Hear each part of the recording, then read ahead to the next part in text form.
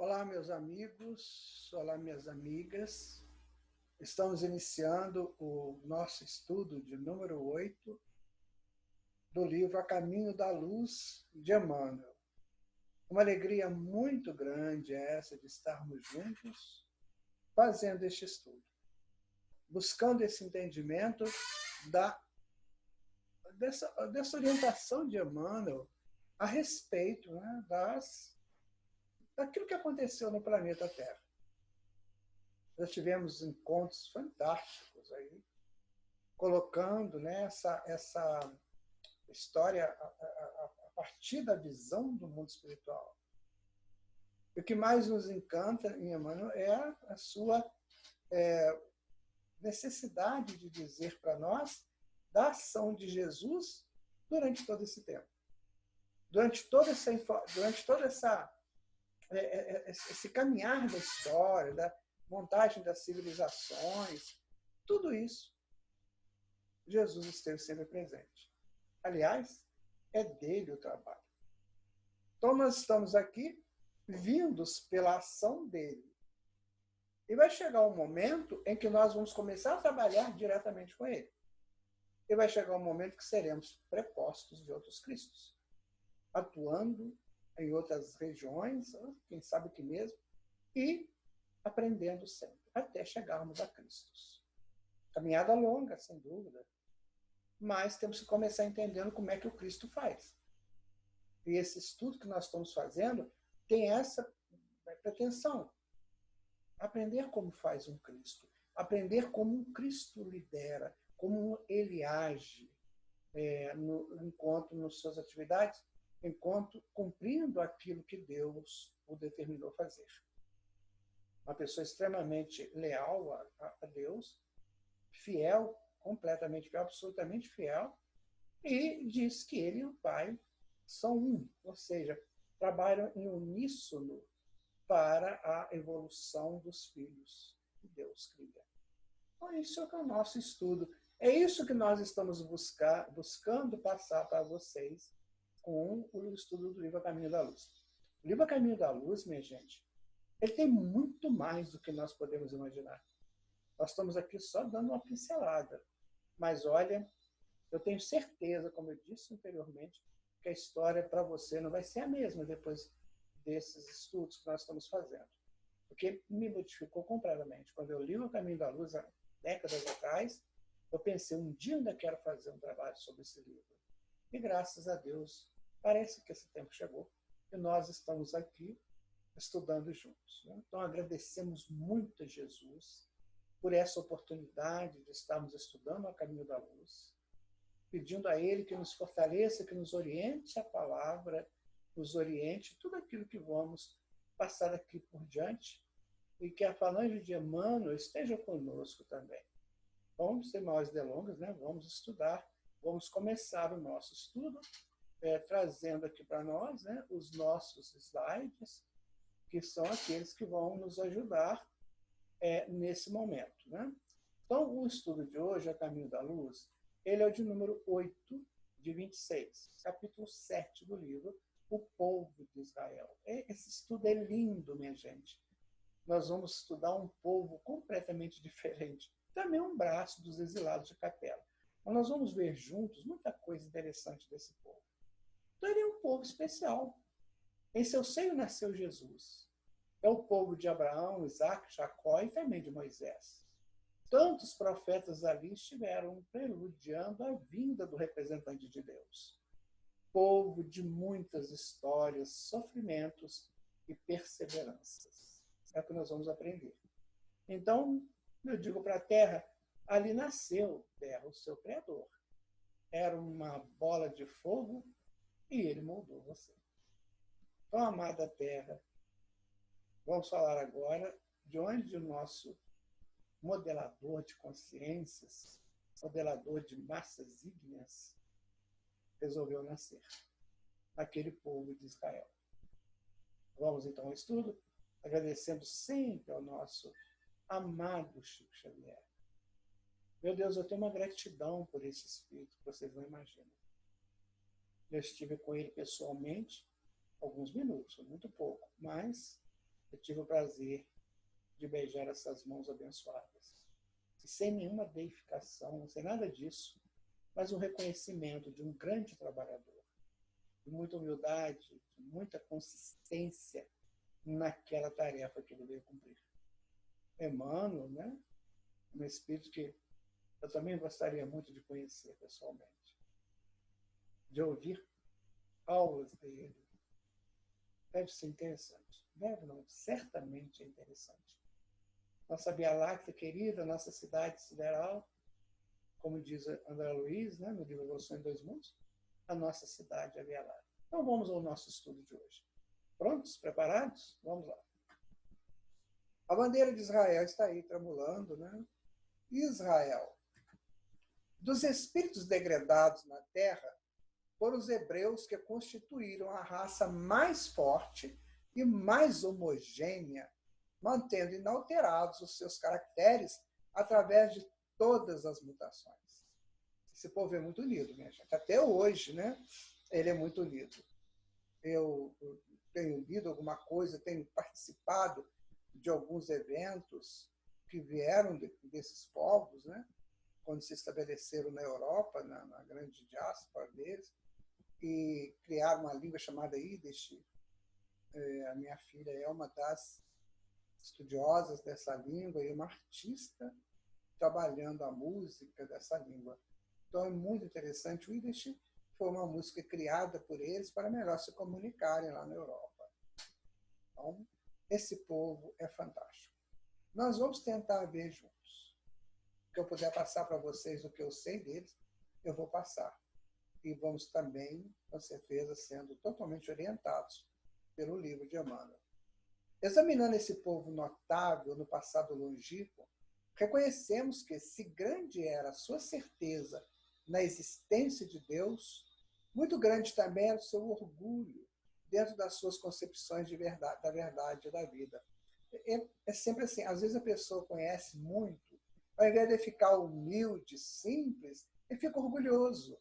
Não é aquele orgulho, sabe, aquela coisa de ficar feliz por saber, não. É aquela coisa de prepotência. Ah, eu sei, você não sabe.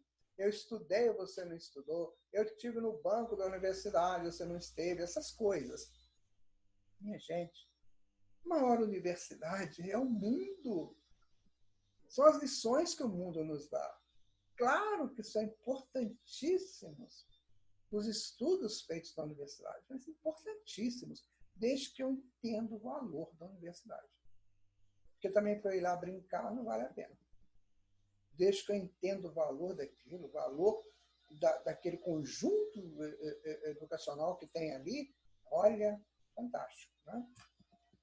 Consciente da superioridade de seus valores, nunca perdeu oportunidade de demonstrar a sua vaidosa aristocracia espiritual. Sem dúvida. E, assim, vamos tirar Egito e Índia, mas no mundo mais aberto, né, do povo de Israel, do povo da época de Israel, eles eram os mais espiritualizados. A história dele é linda, nós vamos contando aqui ao longo do nosso estudo de hoje. Olha, a sua vaidosa aristocracia, mantendo-se pouco acessível à comunhão perfeita com as demais raças do orbe. Eles ficaram na Palestina, e a Palestina era uma faixa de terra. Vamos ver daqui a pouco também, eu trouxe um mapa para vocês verem. É uma faixa de terra. Mas ali eles fizeram barulho, viu? Fizeram uma história extraordinária, de muita superação e de muito conhecimento. Bom,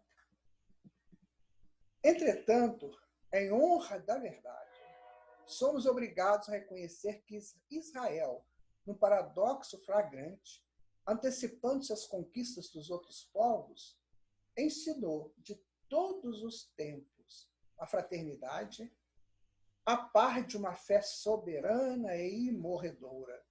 Sem pátria e sem lar, esse povo heróico tem sabido viver em todos os climas sociais e políticos, exemplificando a solidariedade humana nas melhores tradições de trabalho. Sua existência histórica, contudo, é uma lição dolorosa para todos os povos do mundo, das consequências nefastas do orgulho e do exclusivismo. Isso foi um motivo, talvez, que eles tenham sido exilados aqui no planeta Terra. Saíram de Capela por isso, por causa desse orgulho, esse exclusivismo, né? E aqui eles tiveram que passar problemas complexos e passam, né, até hoje. Mas ali na Europa eles sofreram muito depois. Não tinham pátria. Eles eram acolhidos, né? Uma hora aqui, outra hora ali, outra hora perseguidos, mortos, né? E tentando manter ali a sua cultura, a sua tradição, como tentam manter até hoje. Tá? Então, vejam vocês que dificuldade que esse povo teve. Aí está, minha gente, um escriba, né? Uma pessoa da estirpe nobre do povo de Israel. Porque o escriba ele era muito nobre. Ele era quase um cientista. Os provérbios que nós vemos lá na Bíblia, segundo consta, foram escritos pelos escribas, que é aqueles que transcreviam os ditos, né? que ouviam a palavra e colocavam no texto. Muito bom. Depois eram copistas. Tinham escribas que eram só copistas. Só copiavam textos. E ali eles tinham que ter muito bom senso, porque às vezes o papiro estava acabando, eles davam uma abreviada, comia uma outra palavra, mas eram só os copistas. Agora tinha os escribas, que eram com conhecimento muito grande, então eles não copiavam só, eles escreviam as ideias deles. Então isso aí é a fase muito importante dos escribas. Não foi só Israel que teve escriba na época, né? Outras também tiveram outras civilizações, mas ficou muito marcante o escriba hebraico. Moisés, um dos grandes do povo hebreu, certo? As lendas da Torre de Babel não representam um mito nas páginas antigas do Velho Testamento. Por quê? O exílio na terra não pesou tantas outras raças degradadas quanto na alma orgulhosa dos judeus, inadaptados e revoltados no mundo que os não compreendia. Sem procurarmos os seus antepassados anteriores a Moisés, vamos encontrar o grande legislador hebreu saturando-se de todos os conhecimentos iniciáticos no Egito Antigo, onde seu espírito recebeu primorosa educação à sombra do prestígio de Termutes, cuja caridade fraterna o recolheu. Olha, minha gente, existem muitas informações que a gente já leu por aí sobre Moisés, sabe? Que Moisés, na verdade, ele era egípcio, que não era filho de uma judia, já ouvi muitas essas coisas. Mas não vamos entrar nesses detalhes. Tá? Vamos colocar o Moisés como Emmanuel coloca. Olha, ele recebeu no Egito as primorosas educação. Se ele era egípcio ou não, nós não podemos aqui afirmar, porque nós não sabemos. Né? Ouvimos muitas informações. E com relação à Torre de Babel, era uma lenda, né, que estavam construindo uma torre que os levaria aos céus. Quer dizer, seria assim, a vontade deles retornarem para a capela. Então, vamos fazer o nosso caminho para a capela. Claro que isso aí é uma lenda, não se tem notícia, mas a ideia, o espiritual disso como a Emmanuel está colocando, essa vontade deles de retornar para a capela, voltar para a terra deles, o mundo deles. Vamos fazer então uma torre aqui, só que eles se desentenderam no meio do caminho, porque cada um falava uma língua, aí acabou que não deu certo. Assim também somos nós. Nós nos desentendemos porque os nossos objetivos muitas vezes são diferenciados. Certo? Então, é isso que às vezes nos traz essas dissensões entre nós. A minha ideia é uma, a sua ideia é outra, e a gente não faz uma dialética, a gente não faz uma tese, antítese e síntese, e a gente vai querendo impor aquilo que nós sabemos, aquilo que nós achamos que é o melhor, e vamos nessa imposição de imposição, querendo ganhar a todo custo. Não, minha gente, nós estamos aprendendo com esse livro que não é competição, é fraternidade. Se eu sei, eu vou passar para você, por caridade, o que você sabe, passe para mim, que eu preciso, muito. Eu preciso de você, da sua ajuda. Então me ajudem a aprender aquilo que eu não sei, aquilo que eu sei mais ou menos, que eu vou passar para vocês. tudo que eu sei. Assim que deveria ser o mundo. Essa harmonia extraordinária que está lá no Livro dos Espíritos, na questão 766, que Deus deu a fala ao homem para que eles comunicassem, quem sabe mais ensinar, quem sabe menos.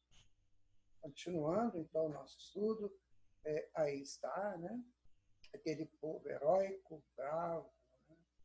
Buscando esse momento bem interessante, né? De que Moisés chegou ao mundo, né? E eles pegam Moisés nessa cestinha, que estava lá no rio, né? Flutuando, a Tamurt, que é a princesa que pega a criança. Será que foi assim mesmo?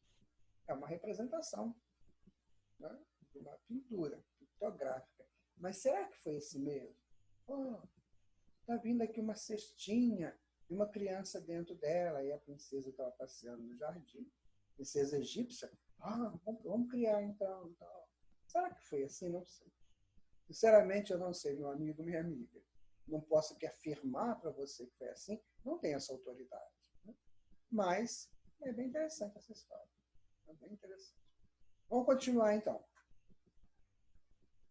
Moisés, na sua qualidade de mensageiro do Divino Mestre, Bom, quando te perguntarem sobre Moisés, você já tem a informação dele, dada por Emmanuel, mensageiro do Divino Mestre. Procure, então, concentrar o seu povo para a grande jornada em busca da terra da promissão. Médio extraordinário, ele realiza grandes efeitos ante os seus irmãos e companheiros maravilhados. Ele tinha uma mediunidade, né, absurda. Ele usava essa mediunidade dele para o bem. A gente vai ver lá, né, quanta coisa que ele fez, efeitos físicos, né? Muita coisa interessante que o Moisés fez. É um espírito preposto de Jesus, daqueles que ajudam Jesus a dirigir o mundo, sendo seu auxiliar. Glória a ele, né, Moisés, por ter já atingido esse grau na sua evolução. Meu irmão, que Deus te abençoe. Onde você esteja. Antes de abandonar as lutas da terra, na estática visão da terra prometida, Moisés lega à posteridade as suas tradições no Pentateuco, iniciando a construção da mais elevada ciência religiosa de todos os tempos para as coletividades por vindouro. O que é? Os 10 mandamentos. Você sabe que ele não entra na Terra Prometida. Ele tira o povo lá do Egito, né? Fica no deserto do Sinai durante 40 anos, que a Espírita vai explicar que é para mudar ali as gerações, né? Para que eles entrassem mais límpidos na Palestina, porque estavam há 400 anos, né, no exílio do Egito. Então, se eles chegassem direto na Palestina, eles iam levar o Egito para a Palestina. E, na verdade, eles tinham que fazer o quê? Eles tinham que fazer uma convivência da ideia do Deus único, do povo, da tradição do povo, para que, quando entrasse o povo hebreu, não entrasse o povo egípcio. Por isso que eles ficaram 40 anos lá. Moisés não viveu isso tudo. Né? A história dele, se alguém quiser conhecer, tem a história dele aí, escrito. Né? Ele não viveu esse tempo todo, ele desencarna antes de entrar. E o Jessé, né, que assume essa tarefa, né, de levar o povo lá para a Palestina. Então, a história de Moisés termina ali, depois que ele passa o Pentateuco, né, que é Gênesis, Êxodo, Números, Deuteronômio e Levítico. São as 5 obras do Pentateuco.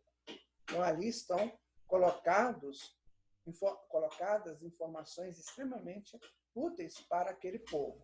Há uma parte que é para o povo hebreu, outra parte que é para a humanidade, os 10 mandamentos. E dentro daquelas partes para o povo hebreu, você encontra muito fundamento interessante, quando você sabe ler a Bíblia. Não dessa maneira que eles costumam fazer aí, sabe? Lendo letra por letra, assim, lendo só pela letra. Aí fica uma coisa muito estranha, muito difícil de entender. Mas se você souber ler o Antigo Testamento com olhos, né, de pesquisas e conseguindo trabalhar o objetivo daquelas metáforas, você vai ter informações valiosas. Que, inclusive, o Emmanuel fala isso no livro Consolador, que ali são preciosas as informações que tem ali.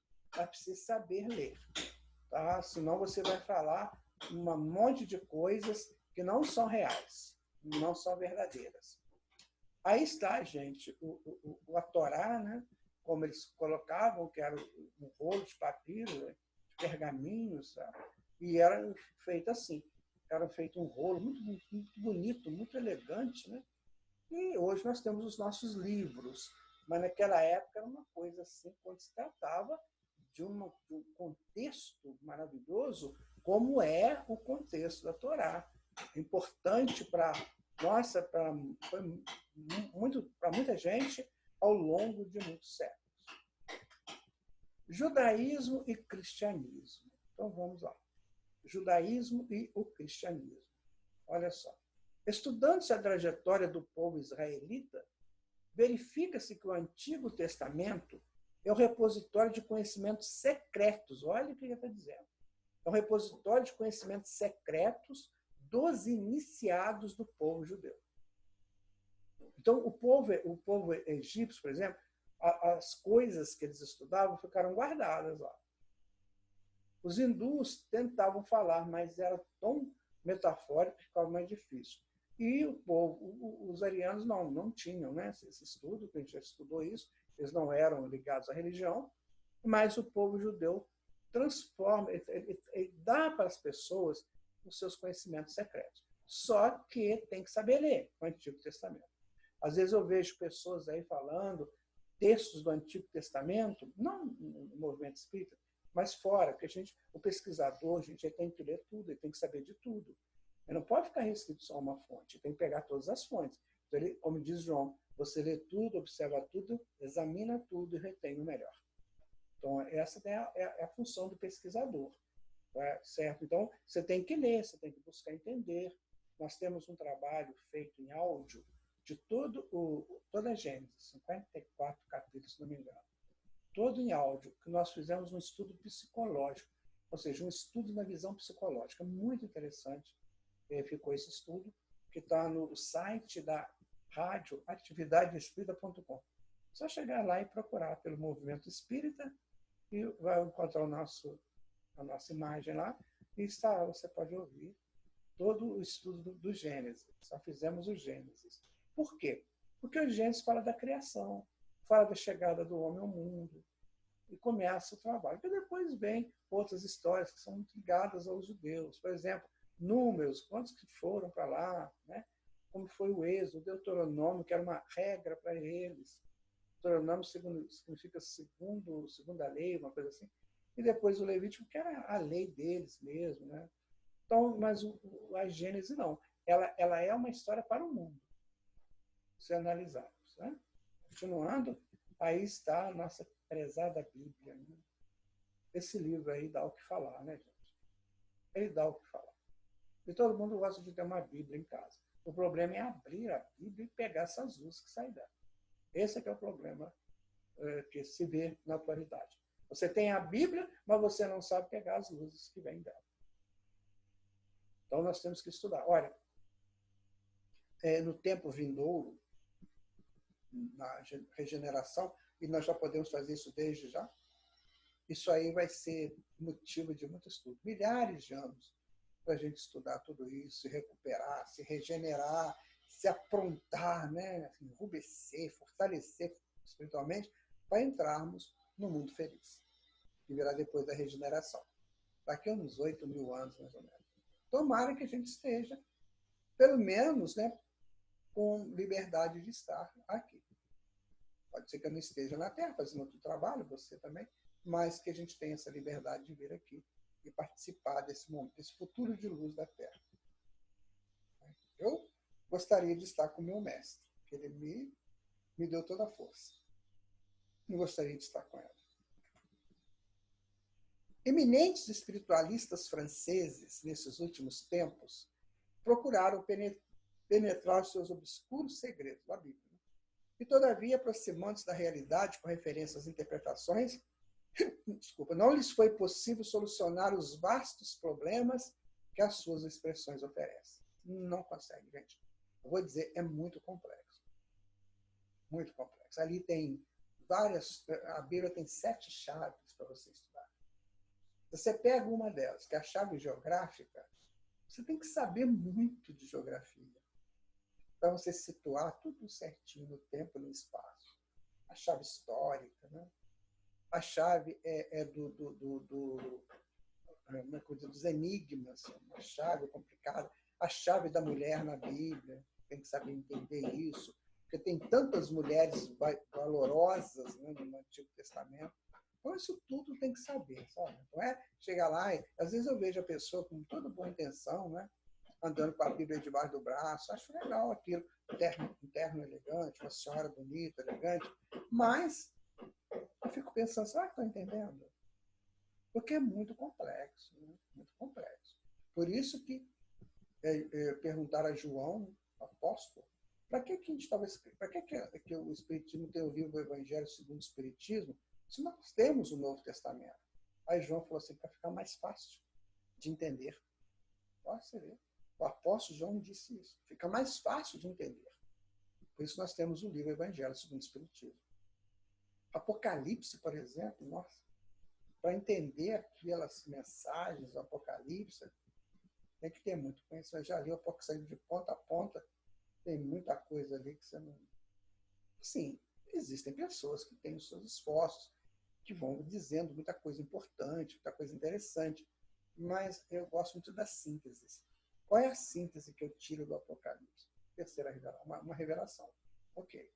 Vai revelar o quê? Vai revelar que o homem vai vencer todas as suas etapas e vai ser... Sim, mas como é que vai ser isso? Então você vai fazendo muitas perguntas. Claro, por isso nós temos que estudar muito. Não é só estudar, é interessar pelo estudo, apreender o estudo. Os livros dos profetas israelitas, são 13, né? Estão saturados de palavras enigmáticas e simbólicas, constituindo um monumento parcialmente decifrado da ciência secreta dos hebreus. Quer dizer, até eles, né? Você não sabe direito o que eles estão falando. Elias, Isaías, o livro de Isaías é fabuloso. O livro de Daniel, minha gente, o livro de Daniel, no capítulo 10, é um livro dos médiuns, um protótipo do livro dos médiuns. E por aí vai, você vai pegando muitas informações, mas para decodificar aquilo tudo leva muito tempo. Muito tempo. Você estudar isso aí. Porque a escrita hebraica, ela tem que ser bem analisada. Ela não tem vogal, imagina, só consoantes. Como é que você vai ter que pegar pelo som da palavra, pelo sentido sonoro da palavra. Então, é difícil. E por isso que a gente tem que tomar muito cuidado, não é que vai dar uma opinião. Sabe? Tem que tomar muito cuidado. Por quê? Porque nós estamos só iniciando esses estudos. Só iniciando. Os espíritas de hoje, com raras exceções, né? Mas só estão iniciando. Então tem que ter muita dedicação, né? E muito entendimento do que ele vai estudar.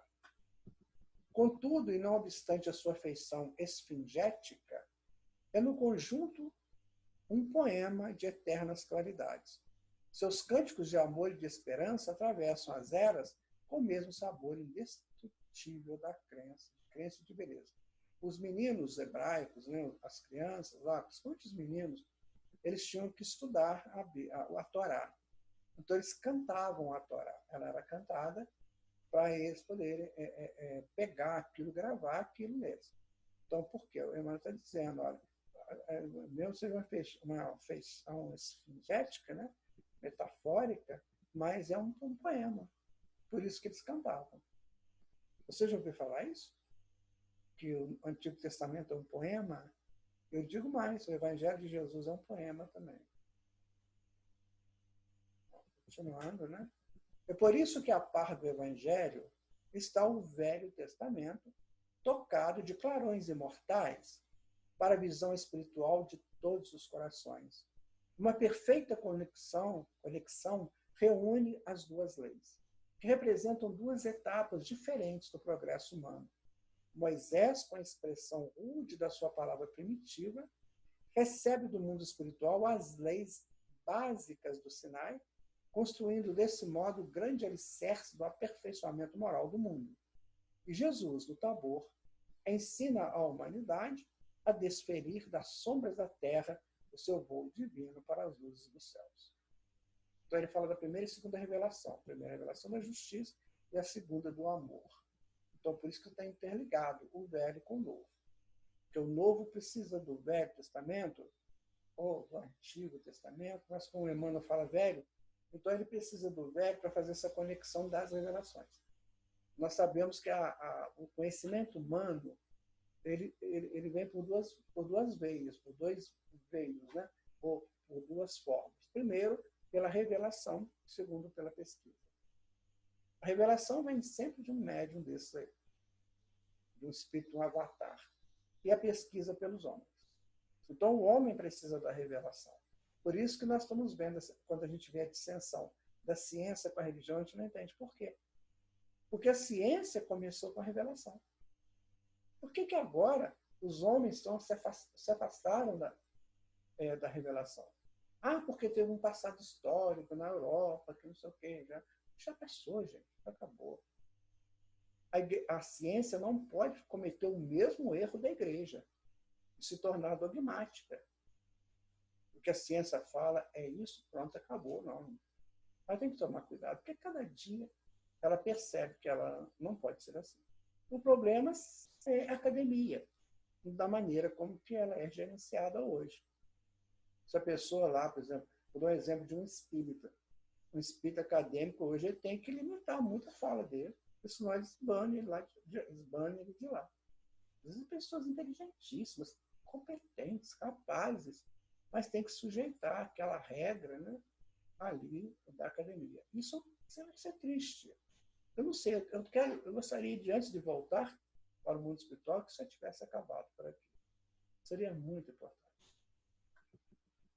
Aí está o Sinai, né, onde que Moisés recebeu as tábuas da lei, né, e aqui está o Tabor, onde Jesus alforriou a prática da mediunidade. Você vê que foram dois montes, interessante isso, né? Simbolicamente, né, foi sempre do alto. Para você receber essas grandes comunicações, informações, você tem que elevar o seu nível de consciência. Então, isso aí é simbólico, né, gente? De ter sido no Sinai, os 10 mandamentos, e no Tabor, a alforria para a prática mediúnica, com conhecimento, com amor, né, com fé, todos os dois são montes. Tem que subir o monte, tem que elevar o nível de consciência. O monoteísmo agora. O que mais admira, porém, naquelas tribos nômades desprotegidas é a fortaleza espiritual que lhes nutria a fé nos mais arrojados e espinhosos caminhos. Então, eles tinham uma força espiritual muito grande. Ora, eles foram exilados no Egito 400 anos, voltaram para a Palestina, foram exilados pelos babilônios, voltaram, antes dos babilônios, no norte, eles foram devasados pelo Império Assírio, depois eles foram exilados na Babilônia, ficaram 50 anos no exílio, voltaram, foram visitados, né, agredidos, né, pelo exército do Alexandre o Grande e depois pelo Império Romano. 5 reveses, o que a gente conhece mais. Assim. E fora os internos, né? Eles ali firmes, na imagem do Deus. Né? É isso que encanta no povo hebreu. Por mais que eles sejam orgulhosos, por mais que eles não aceitaram Jesus como grande Messias, mas por tudo isso eles foram fabulosos. Né? Enquanto a civilização egípcia e os iniciados hindus criavam politeísmo para satisfazer os imperativos da época, contemporizando com a versatilidade das multidões, o povo de Israel acreditava somente na existência do Deus poderoso, por amor do qual aprendia a sofrer todas as injúrias e a tolerar todos os martírios. Olha que interessante. Quer dizer, os hindus e os egípcios aceitaram o politeísmo para agradar o povo que não entendia nessa ideia de Deus único. Aquele povo ligado aos mitos, né, aos seus antepassados, né, que contavam histórias de mitos, de heróis, enfim, eles preferiram isso. Aqueles deuses, que na verdade eram os espíritos, né, que os ajudaram naquele transição do animal para o homem. Muitos espíritos maravilhosos ajudaram, e eles criaram Deus, eram os deuses. Então, aquele povo vinha com essa ideia de Deus, dos seus antepassados, das suas tradições. E a Índia e o Egito, que sabiam do Deus único, acabou acatando isso deles. Foi bom? Eu não sei. Foi ruim? Eu não sei. Eu só digo o seguinte, que foram duas grandes civilizações também, principalmente a do Egito. Né? Tem gente que gosta mais da civilização hindu por causa do trabalho profundo de espiritualidade deles, né? Mas ajudaram de alguma maneira esse povo. Tem coisas na história, minha gente, é muito difícil de opinar. É muito difícil de bater o martelo. Porque são coisas que estão ligadas diretamente a culturas, ligadas a usos e costumes de nações, de povos, de humanidades, civilizações. Então, é muito difícil você falar assim, esses estão certos, esses estão errados.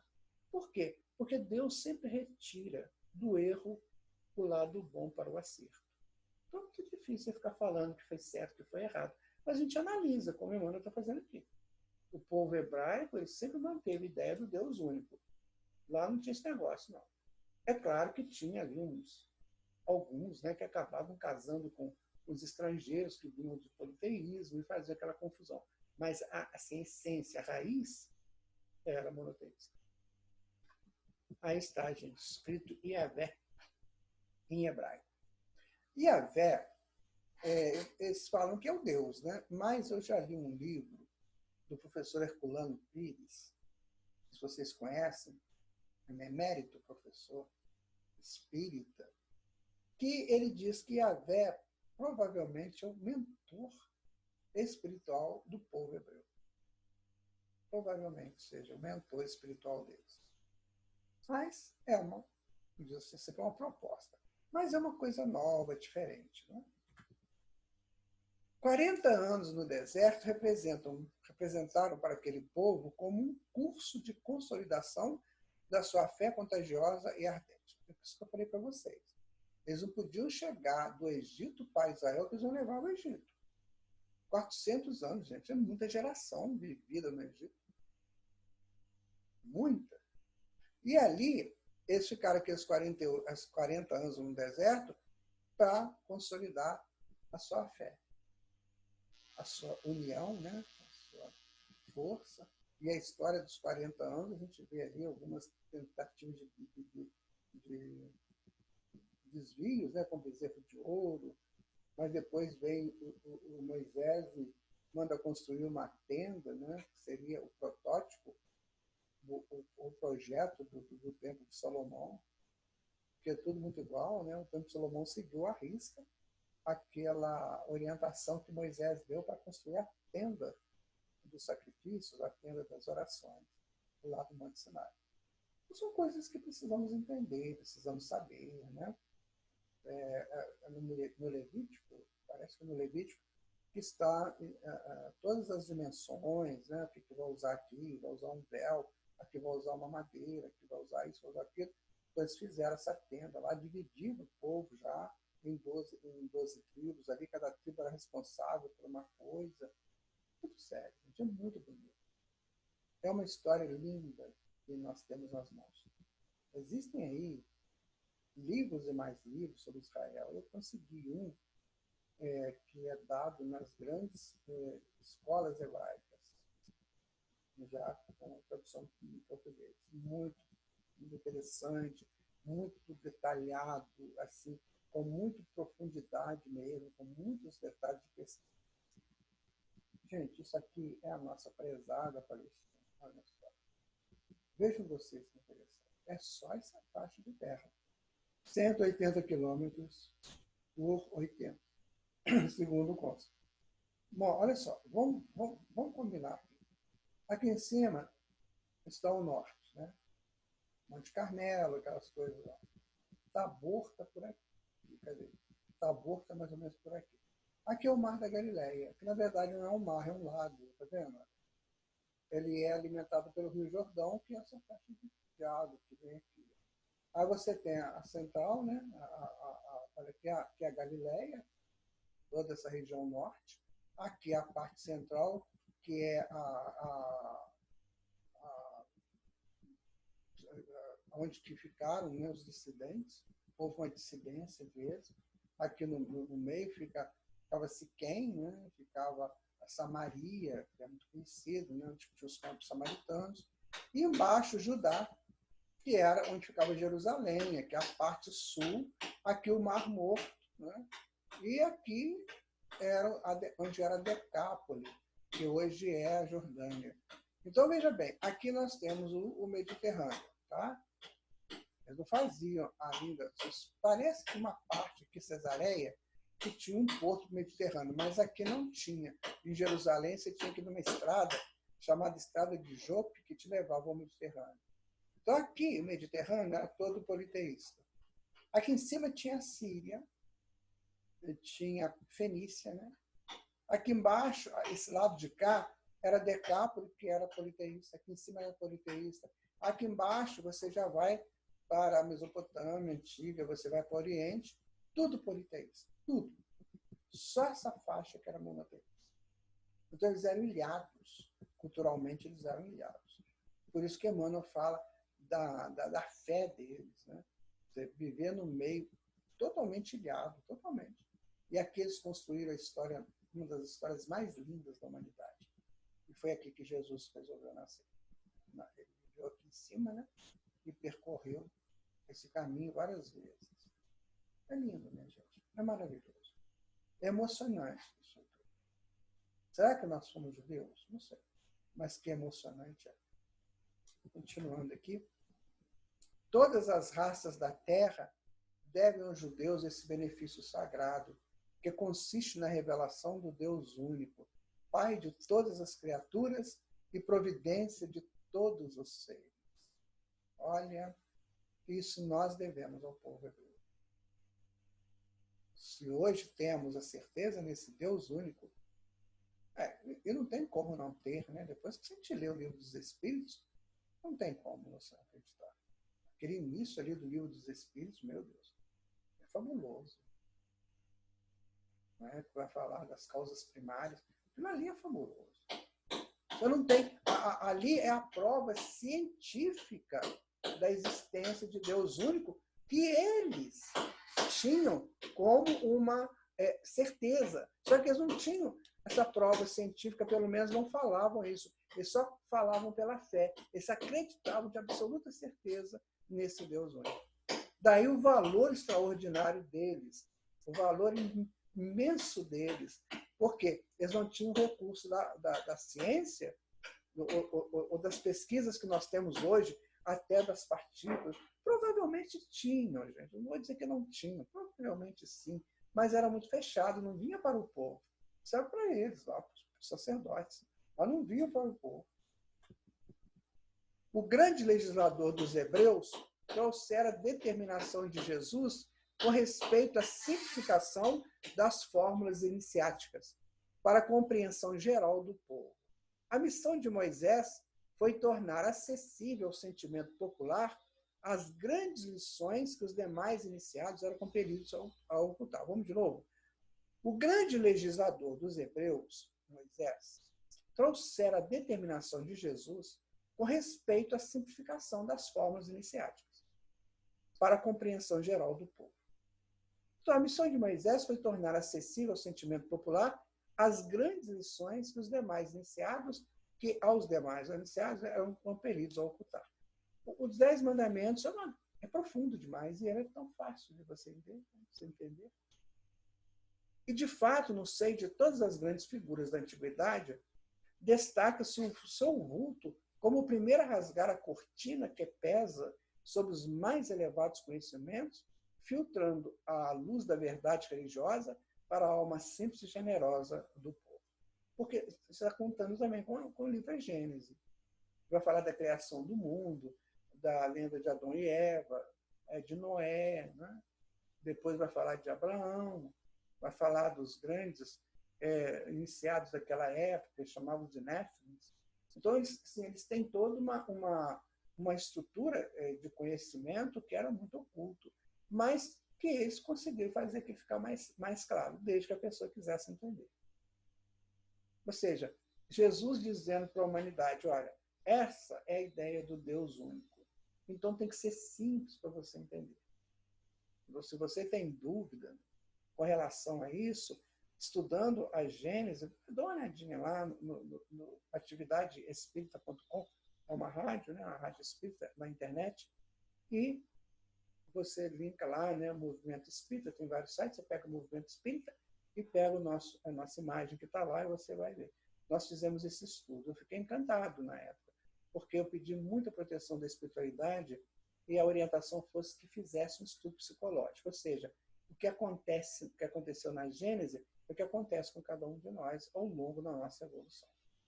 Então você vê que você teve a criação do mundo, depois você teve Adão, que é o homem, né? Veio o homem, depois você vê Noé, que é uma disfunção do homem, né? Noé fez muita coisa estranha. Depois você tem Abraão, que é a volta para Deus, aí depois você tem a sequência. Abraão, depois você tem os profetas, você tem Moisés, né? Tudo essa volta para Deus, até chegar a Jesus, que é a chegada ao Cristo. Então, quando você lê a Bíblia, você estuda a Bíblia nesse sentido, você vê que é todo um histórico psicológico, que começa desde a formação do mundo, né? Que está lá no Gênesis, até o Cristo, que é a caminhada do homem até o seu Cristo interno, até a chegada do seu Cristo. E daí a dispersão pelo mundo, ou seja, a saída para os seus territórios psicológicos, a sua psique, para você fazer os seus encontros. É isso, né? É fantástico, é lindo. Agora tem que estudar. Nós fizemos feito um seminário sobre isso e são 3 horas de êxito, né? de êxtase. As pessoas ficaram encantadas quando a gente fez uma caminhada do homem através dos textos bíblicos. Na verdade, a Bíblia, ela sintetiza a caminhada do homem. Sintetiza a caminhada do homem no seu projeto de evolução neste planeta. Continuando, né? Está aí Moisés, né, evocando as forças do... Ele tinha uma condição de movimentar energias, né, gente? Olha só. Dá a impressão de um rito, né? Não. É movimento, né, de energias. Às vezes, esses grandes iniciados faziam esses rituais, assim, com as mãos e tal. Você achava que era uma coisa bem pagã, mas não era. Ele estava movimentando energias. Movimentando energia. Agora, eles sabem fazer isso, gente. Eu não sei. Então, fazem essas coisas todas.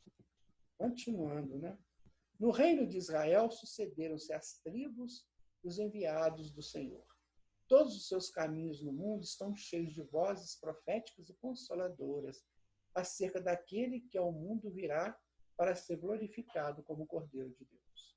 Para se dividir em tribos, os nomes das tribos eram dos filhos de Jacó, com exceção de 2 que eram dos filhos de José.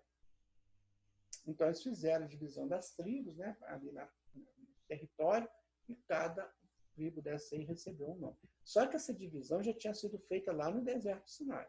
Quando eles chegaram na Palestina, eles já chegaram com isso. E a tribo de Levi não recebeu nome, não tinha território. Por quê? Porque eles eram os guardadores da lei. Você fala os levitas, né? Os levitas eram os guardadores da lei. Então, eles não tinham território, eles estavam espalhados em todos os territórios para serem os guardadores e divulgadores da lei. Então, essa era, politicamente, né? A divisão política era essa. E aí a tribo do norte, que é da Samaria ali, ela se revolta com a tribo do sul. Porque quando eles começaram a fazer reis, que antigamente eram juízes, que eram os juízes das tribos, né? Depois passou a ser rei. Então, quando chegou ao rei, eles começaram a perceber que todos os reis eram do sul, de Judá. Então, eles não gostaram disso, o pessoal da Samaria não gostou disso. Os reis são só vocês? Aí fizeram a dissidência, separou a tribo, né, do norte e do sul. Só que a Galileia continua ligada ao sul. E ali na tribo do meio, dos Samaria, que eles fizeram também um templo lá e tal, ali que os assírios chegaram e dizimou todo mundo, e que, segundo a história, ninguém sabe para onde que eles foram. Provavelmente reencarnaram ali de novo, continuaram. E ali, na tribo da Samaria, né, nasceu ali também profeta. Né? Então, o seu profeta, dando exemplos extraordinários da sua confiança em Deus. Né? Teve um deles que ele era casado, né? A mulher dele trai ele, né? Com um sujeito muito rico, que ela tinha muito esse negócio de joias, essas coisas. Aí ela vai morar com esse sujeito, né? Ela enganava ele, falava que ia na casa do pai dela, na verdade ela estava com esse amante dela. Até que um dia ele descobre, né? E aí ela vai para esse homem, então esse homem um dia lá, ele estava muito bêbado, né? Então ele manda ela dançar para ele. Você sabe que naquela tradição, a mulher que dança para o homem é como se ela estivesse despindo para o homem. É assim que Salomé dançou para Herodes, lembra disso? E aí o que acontece? Ela não quis, ela rejeitou. Não vou fazer isso. Você está bêbado, não vou fazer isso. E aí ele vai lá e vende ela. Que aí, faziam isso, né? Vou vender minha mulher. E quem que compra ela? O marido dela. Para levar ela para casa para fazer a recuperação dela. Gente, isso é fantástico. Isso aí é emocionante demais. A gente tem que bater palmas, né, para uma pessoa que faz um negócio desse. Tem que bater palmas mesmo. A cada século, renovam-se as profecias e cada templo espera a palavra de ordem dos céus. Cada século renovam-se as profecias. E cada templo espera a palavra de ordem dos céus, através do Salvador do mundo. Os doutores da lei, no templo de Jerusalém, confabulam respeitosos sobre o divino missionário. Na sua vaidade orgulhosa, esperavam-no no seu carro vitorioso para proclamar a todas as gentes a superioridade de Israel e operar todos os milagres e prodígios. Então, estavam querendo que esse Salvador, que desde lá do Isaías, né? Isaías e Malaquias são os mais antigos, né? Então, desde eles, falavam que ele chegaria. Né? 900 anos antes de Jesus já se falava isso lá. Só que eles achavam que esse grande Salvador iria dizer para o mundo todo que Israel era a nação que governaria o mundo. Isso é orgulho, isso é prepotência, é soberba. Vê se Jesus ia fazer um negócio desse, se ele é o diretor de todas as nações. Só que eles não entendiam isso. Mas eu queria voltar um pouquinho aqui nesse texto. Vocês sabem que quem mandou construir o templo seria Davi. Só que Davi não teve tempo, então ele passou a função para Salomão, que era filho dele. Então ele mandou Salomão construir o templo.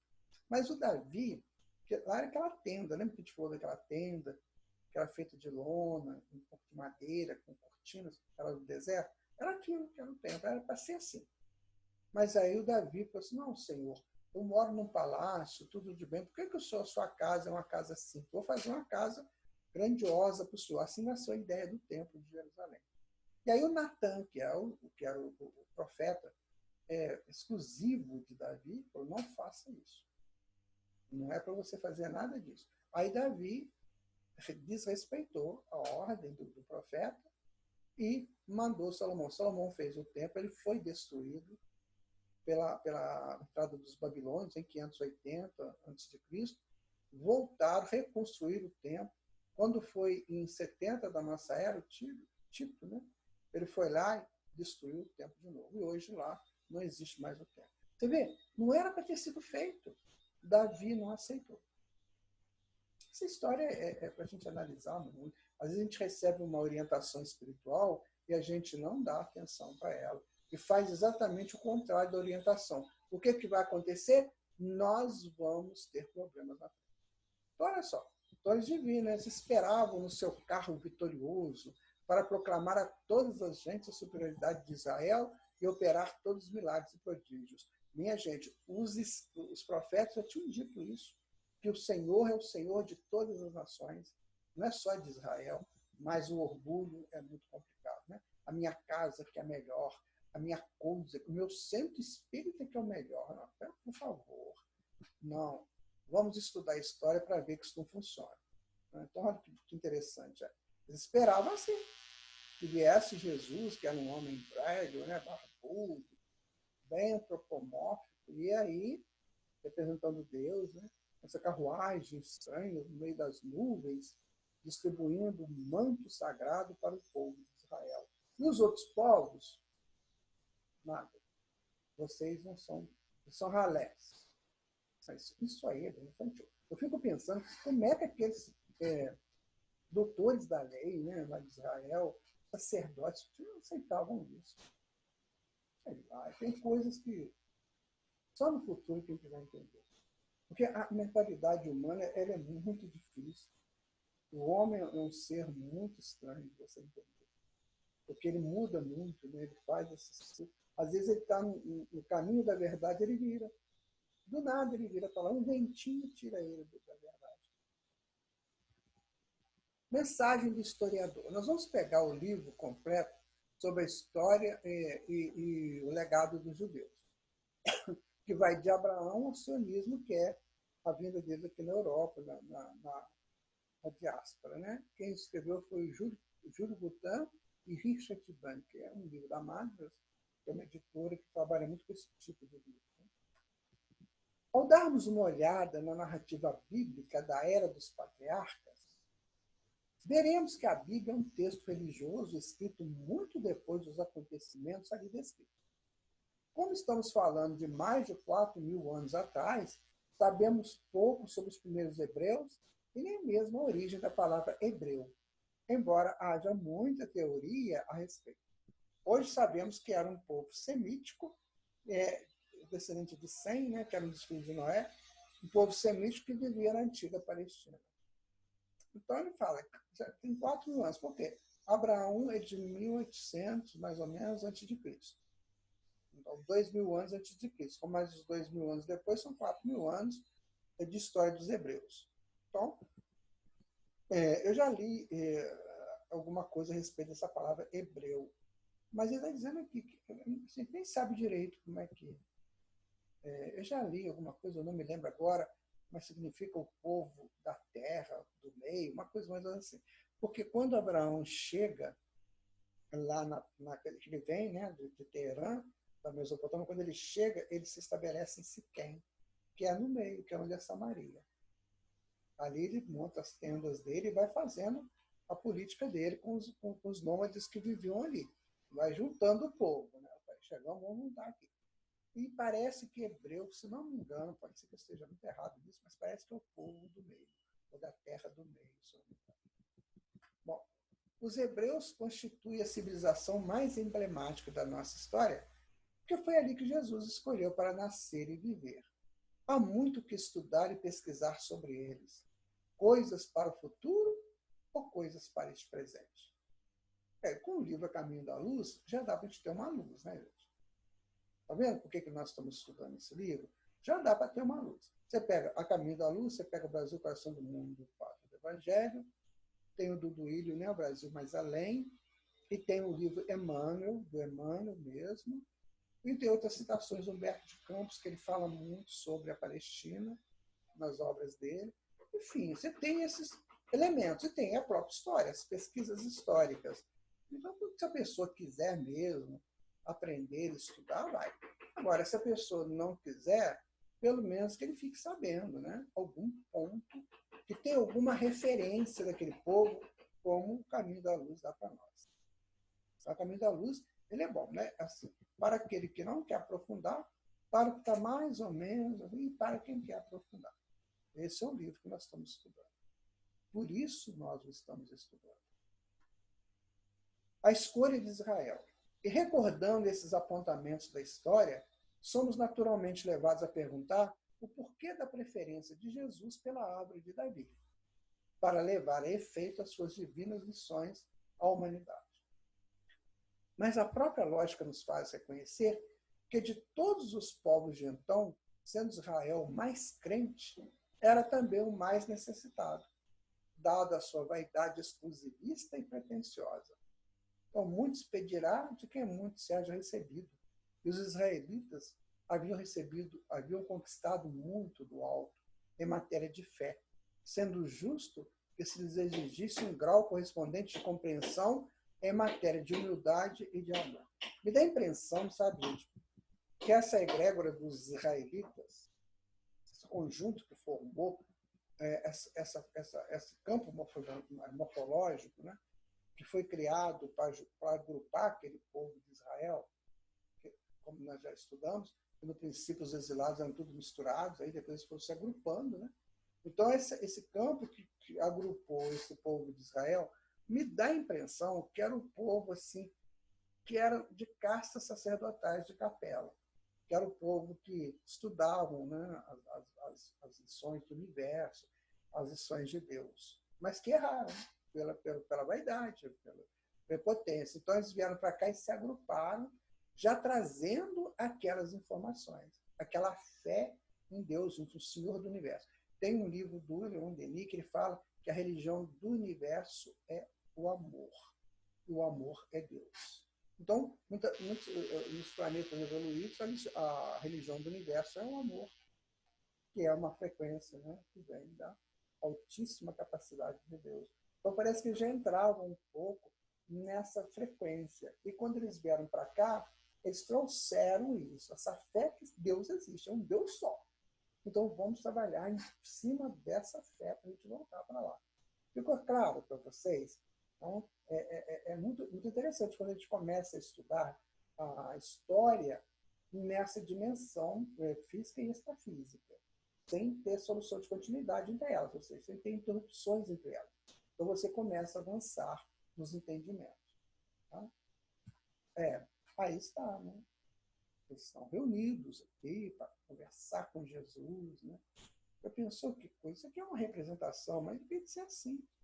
O pessoal tudo ouvindo. Por quê, gente? Porque esse bendito povo era sacerdote em capela. Ou eram ligados a essa área. A gente não sabe como é que capela tem tinha na época, suas divisões, se era igual à terra ou não. Mas eram povos ligados. Quem sabe os espíritas de lá, né? Quem sabe? Certo? Que vieram para cá agora, nossa. Eu lá, quando eu era espírita, lá em capela, eu estou escrevendo isso aqui, é uma analogia, por gentileza. Não estou dizendo que tinha espiritismo em capela, porque às vezes você fala uma coisa e a pessoa entende o que deseja entender. Eu estou dizendo, estou dando um exemplo. Pode ser que tinha lá uma doutrina que agrupou esse povo e essa doutrina fala o que a doutrina espírita fala para a gente. Aí já vieram com esse conhecimento que tem um Cristo. Igual o nosso caso aqui. Se a gente vai para um planeta desse aí, com essa ideia, sabendo que tem um Cristo planetário, que aqui veio Jesus, né? E sabe que chega num planeta desse aí, eles estão esperando o Cristo planetário deles. E coincide que nós estamos encarnados. A gente logo vai pensar, este é o Cristo planetário, que eu ouvia tanto falar. Então ele vai se reunir e vamos ver o que esse Cristo vai falar para mim. Agora eu vou ver de frente, de perto. Eu posso ser história a partir desse momento. É isso, gente. Essa é uma analogia que tem muita lógica. Né? Continuando. Aí teve o grande engano. Né? O grande engano. Qual foi? A verdade, porém, é que Jesus, chegando ao mundo, não foi absolutamente entendido pelo povo judeu. Os sacerdotes não esperavam que o Redentor procurasse a hora mais escura da noite para surgir na paisagem terrestre. E, segundo a sua concepção, o Senhor deveria chegar no carro magnificente das suas glórias divinas, trazido do céu à terra pela legião dos seus tronos e anjos, deveria humilhar todos os reis do mundo, conferindo a Israel o cetro supremo na direção de todos os povos do planeta. Deveria operar todos os prodígios, ofuscando a glória de César. Orgulho, gente. Isso é coisa de orgulhoso. Eles não conseguiram resolver isso naquela época, não. Conseguiram resolver isso do seu passado lá de capela. E aí tinha essa ideia fixa, né? de suplantar os outros povos. Porque aquele que conhece, ele é forte. Ele é muito forte. O conhecimento te dá uma armadura, só que Você tem que saber lidar com o conhecimento. Porque o conhecimento é mínimo em planetas iguais ao nosso. Igual Capela na época. O conhecimento é mínimo. É uma coisinha só que a gente sabe da resta de luz. O Leon Denis vai dizer que o amor de mãe, amor de filial, amor, essas coisas que tem aqui, que a gente chama de muito amor, que é um fragmento pequeno do amor de Deus. Imagina. E já é tão grande aqui para nós, né? Então, a verdade também, o conhecimento também são fragmentos. Então, a gente não pode se arvorar em um conhecimento. O conhecimento é forte, nos ajuda muito, mas não é para suplantar ninguém. Pelo contrário, é para dividir com. E, no entanto, a incompreensão do judaísmo. Né? E, no entanto, Cristo surgir entre os animais humildes da manjedoura, apresentava-se como filho de um carpinteiro, e, no cumprimento da sua gloriosa missão de amor e de humildade, protegia as prostitutas, confundia-se com os pobres e com os humilhados, visitava as casas suspeitas para de lá arrancar os seus auxiliares e seguidores, seus companheiros prediletos, eram os pescadores ignorantes e humildes, dos quais fazia apóstolos bem amados. Ou seja, Jesus veio dizer o seguinte, olha, a grande verdade é que todos são filhos de Deus. Eu vim para ajudar esse povo que não está bem, que está com problemas, né? Problemas de saúde, problemas sociais, problemas de entendimento. Eu vim ajudar essas pessoas. Aí falou para os fariseus, se você quiser, venha também. Falou para o saduceu, você quer? Venha também. Falou para o escriba. Né? Só que o fariseu, o saduceu e o escriba começaram a perseguir Jesus, ainda mostrando que ele veio orgulhoso, querer ser melhor que. Então, esse aí não é o que ele está esperando. Esse aí é um pobre coitado que fica aí buscando gente pobre. Então, ele faz adeptos só entre os ignorantes. Só que os fariseus sabiam que ele não era, que Jesus era superior. Pedro chega a falar, perguntaram a Pedro se Jesus falava grego, né? Ele falou assim, olha, foi Humberto Campos, um dos livros do Humberto Campos. Jesus falava todas as línguas. Jesus não tinha limite nenhum. Mas ele era simples, porque ele abraçava tanto o sábio quanto o ignorante. O povo hebreu, muito ignorante, muito prepotente, não aceitava que a ignorância fosse realçada perto deles, porque eles eram muito. Assim também nos nossos dias, sabe? Às vezes, sei lá, no seu centro espírita, tem um ato sabidão, uma sabidona, que ela fica meio assim, né, meio distante. Minha gente, nós temos que aprender muito com o nosso mestre, não temos? Ei, Jesus, que coisa linda, né? É maravilhoso saber que hoje nós o encontramos. A gente continue, né? Eu sou a luz do mundo. Quem me segue não andará em trevas, mas terá a luz da vida. João 8, 38, 12. Eu sou a luz do mundo. Eu sou o diretor espiritual do mundo, gente. Eu sou a maior luz desse mundo. Quem me segue não terá trevas, porque terá as claridades do conhecimento, das flutuações conscienciais para uma consciência mais elevada, né? E terá a luz da sua vida por isso.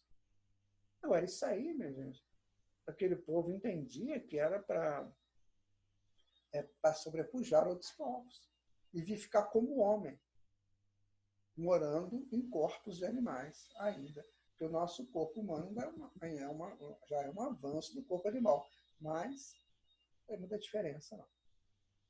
Temos aprimoramentos, né? Mas diferença não. Abandonando os templos da lei, era frequentemente encontrado ao longo do Tiberíades, que é aquele marzinho, lembra aquele lago que a gente mostrou ali no mapa da Galileia? Em cujas margens pregava aos simples a fraternidade e o amor, a sabedoria e a humildade, o judaísmo saturado de orgulho não conseguiu compreender a ação do celeste e do sábio. Então, por que eles não entenderam Jesus? Porque eles eram orgulhosos. O orgulho não deixou. E hoje também. Como é difícil a gente entender o Cristo interno que somos, por causa do orgulho, da prepotência do ego inferior. O Cristo está aqui, dentro de mim, dentro de você. Só que O orgulho, a prepotência do ego inferior não deixa. Foi o que aconteceu lá. Isso aí é uma lição para a humanidade. Né? Então era saturado de orgulho. Apesar da crença fervorosa e sincera, Israel não sabia que toda a salvação tem de começar no íntimo de cada um. E cumprindo as profecias dos seus próprios filhos, conduziu os martírios da cruz ao divino Cordeiro. Eu vou fazer aqui um parênteses, quando ele fala, né, que Abravanel foi frequentemente notado ao longo do Tiberíades, em cujas margens pregava aos simples a fraternidade, o amor, a sabedoria e a humildade. Eu não coloquei, eu devia ter colocado aqui, o Tiberíades, ele também tinha o nome de Genezaré, certo? Tiberíades era uma homenagem que o Herodes fez ao rei Tibério da Roma, ou seja, um agrado político. Né? Mas o nome dele era Genezaré. O que é Genezaré? Genezaré significa harpa. É o nome de harpa para o aramaico. E aí, você vê direitinho, no contorno do Genezaré, você vê uma harpa. É mais ou menos assim. Então, por isso que chamavam Genezaré, ou seja, harpa. É o mar da harpa, ou mar harpa. E aqui foi que Jesus cantou e entoou a mais bela canção. Vê que detalhe interessante? Ele usou aquela harpa geográfica, né, para cantar a sua canção.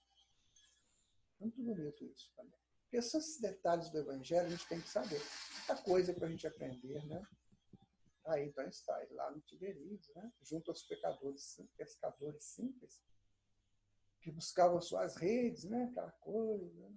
De repente, isso aqui é Pedro, isso aqui é André, o João, o Tiago também eram pescadores. Aqui está chamando o povo, vamos, minha gente, vamos trabalhar. As organizações dos doutores da lei subsistiram no curso incessante dos tempos. Embalde esperaram eles outro Cristo, nestes 2 milênios que ora chegam a termo. A realidade é que um sopro de amargura pesou mais fortemente sobre os destinos da raça depois da ignominiosa tarde do Calvário. Ali acabou a possibilidade deles ficarem naquela faixa. Né? Porque daí entrou lá o Império Romano, né? Foi destruindo tudo. Aí acabou. Foi diáspora. Claro que ainda ficou gente lá, né? Ficaram algumas resistências, mas acabou. Ali foi a diáspora. E o povo foi disperso pelo mundo, sem direito à sua terra.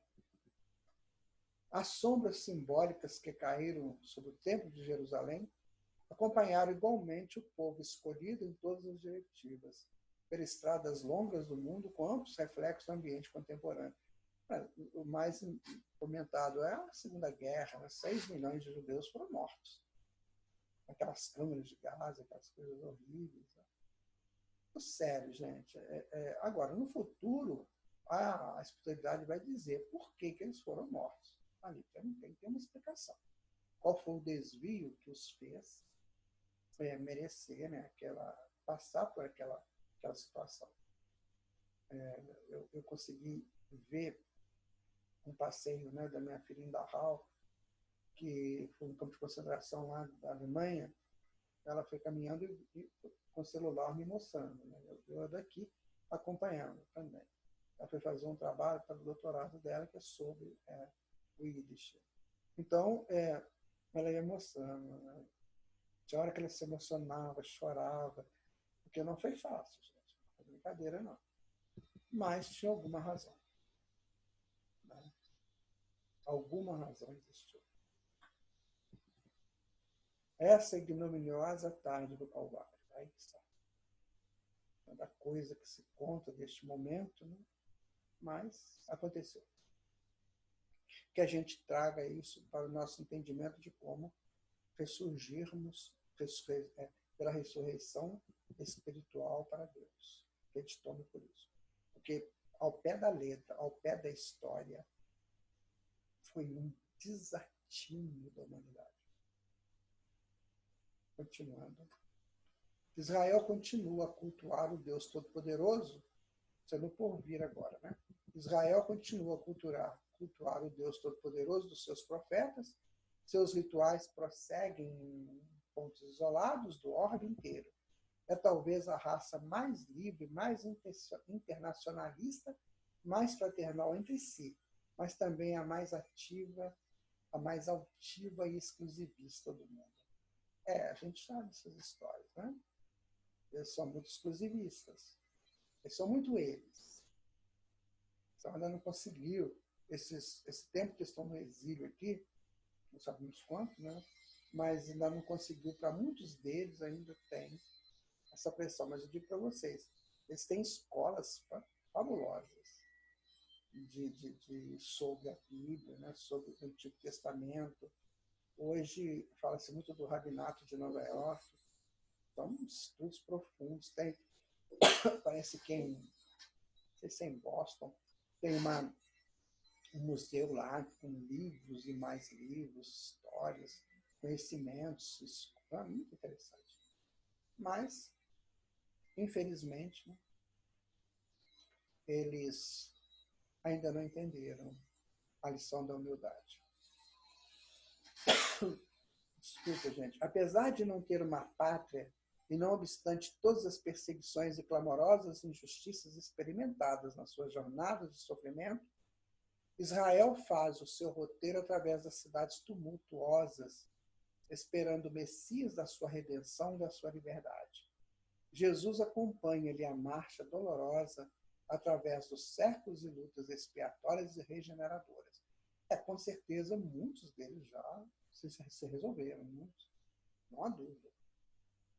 O problema é a raça, né? O problema é a cultura do povo. Essa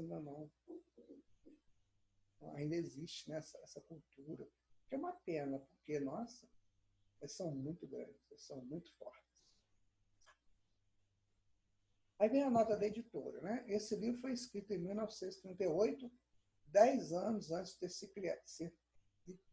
criado na Palestina o Estado de Israel, porque aqui Emmanuel fala, né, que não tinha, estavam ainda flutuando pelo mundo. Aí a FEB colocou essa nota, que o livro foi escrito em 38, né, e o Estado da Palestina atual foi criado em 1948. Tá? Ali é a bandeira do Estado de Israel hoje. Mas mesmo assim, né, é guerra constante com os palestinos lá. É uma história complicada entre essas duas. E vocês sabem que são primos, né? São primos. Por quê? O povo hebreu veio de Isaac, né? Que depois gerou Jacó, aí Jacó fez toda aquela história, depois vem Moisés, tudo é da geração de Isaac, que é filho de Abraão. E o povo palestino é filho de Ismael, que também é filho de Abraão. Só que é filho de Abraão com a serva, né? E Sarai não tinha, era estéril, então ela permitiu que Abraão tivesse uma descendência e ela permitiu que Abraão tivesse uma noite com a Arã, né, que tinha uma mulher lá, e ela ficou grávida e nasceu Ismael. Só que aí a Sarai ficou grávida também. Aí quando nasceu Isaac, a Sarai falou assim, fora com eles. Quem vai mandar aqui, né, que aí Ismael seria o primogênito de Abraão. Aí quem vai governar aqui vai ser o meu filho, que eu sou casado com você. E aí Ismael e a mãe dele saíram de lá, e essa raça, desculpa, essa linha do islamismo vem de Ismael. Interessante, né? São parentes, né?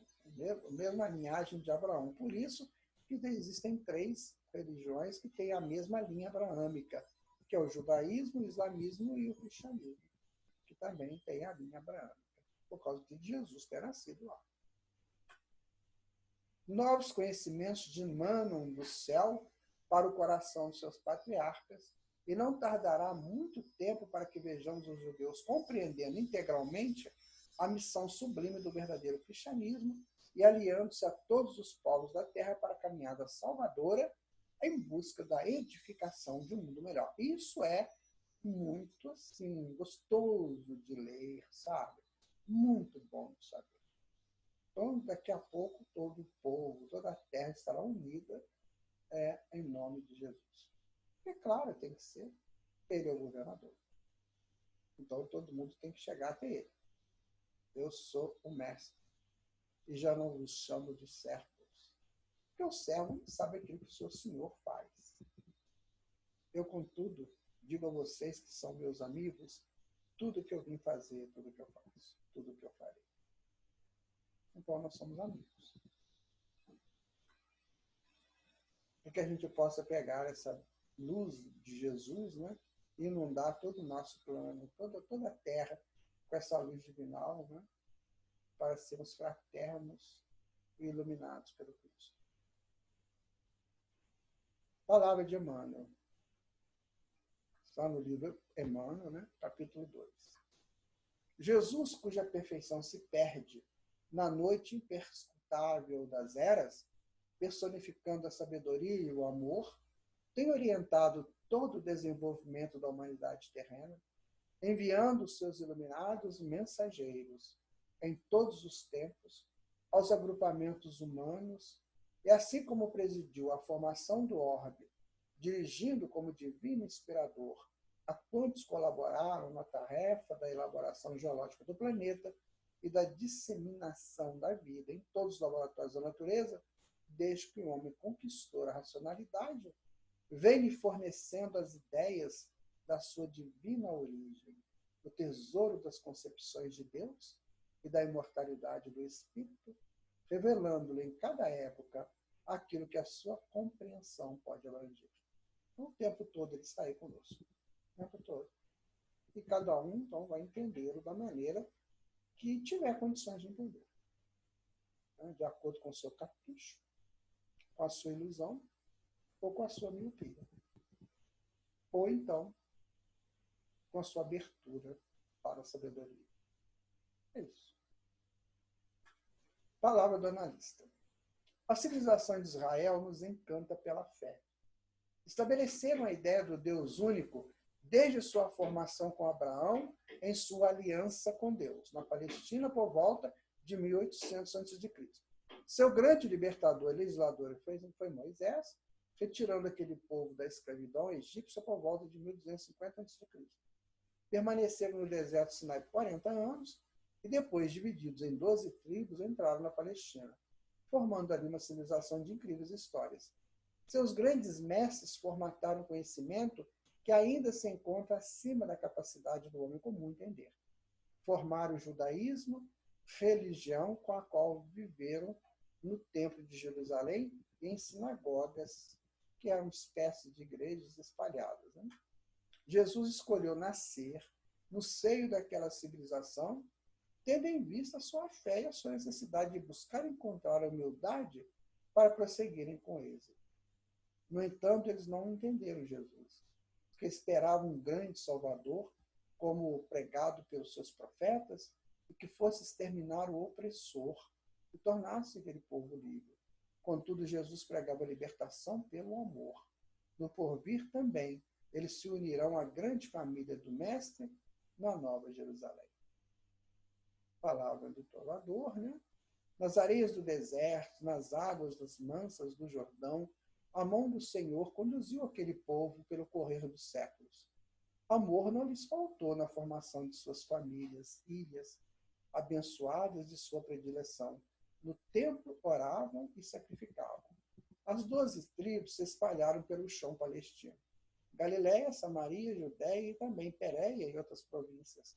Pastores, agricultores, pescadores, gente simples e confiantes, com fervor em um único Deus. Assim viveram séculos embalados pelo ardor dos seus lúcidos profetas. Relio, Gamaliel, Paulo de Tarso, tantos nomes de esplendor, formalistas dos seus filhos honrados. Maria Santíssima, José, Elias e João Batista honraram o nome daquele povo com grande na fé, com grande no saber, tanto lúcido no viver, plantar, pastorear, pescar, comercializar. Na Galiléia, o Monte Tabor. Na Judéia, o Moriá. Contam histórias de Jesus na luz da sua vivência naquele povo, na terra de todas as gentes. Somente o futuro nos dirá a epopeia daqueles tempos. E o porvir representará o desdobramento feliz daquele início redentor. E aí, de novo, esse nosso caminho da luz. Estou colocando em todos os estudos, né, gente, para que tenhamos essa consciência de termos que ir pelo caminho certo, caminho do meio. Porque aqui é o determinismo, tá vendo? É feito de amor, né? Isso aqui é lindo. O determinismo também é lindo, porque nos coloca de volta no caminho. Mas que a gente vai no caminho, porque é aqui que está a luz. É indo pelo caminho do meio que a gente chega na luz. Caminho da lei de Deus, caminho reto, que a gente chega lá na luz. É lúcido refletir na história de Israel. A Bíblia, seu livro sagrado, contém lições preciosas. É lúcido buscar entender por que Jesus ali nasceu. Deixo para você essa pesquisa. Né? Por que Jesus nasceu ali? Nós já sabemos, né? A Emmanuel já falou, que era um povo que tinha uma fé muito grande, mas era um povo muito orgulhoso também. Então, Emmanuel explica que era precisava dele, né? Mas tem mais coisas aí. Sabe? Tem mais coisas para a gente descobrir. Então, como a espiritualidade ela sempre dá um fio, mas não te dá a saída, né? Você está no labirinto das incompreensões, tudo bem. Então, eu vou te dar o fio de saída do labirinto, fio de Ariadne, né? Mas agora você tem que sair.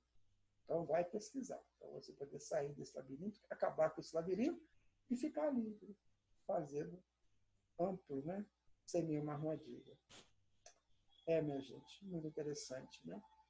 Com isso, nós terminamos o estudo do livro, do estudo do capítulo 7 do livro Caminho da Luz. Muita alegria no nosso coração por termos estado com vocês, né? Nesse tempo aí de estudos, né? Nessa horinha que nós passamos juntos. Muito obrigado. Muito obrigado, Emmanuel. Muito obrigado, Chico Xavier. Muito obrigado a vocês que estão aqui conosco. Que Jesus abençoe a todos nós. Que a gente possa partir para estudos mais aprofundados, né, de acordo com o que nós estamos aprendendo na doutrina espírita. Meu abraço para todos vocês. Até o nosso próximo encontro. Fiquem na paz do Senhor Jesus, o nosso grande governador.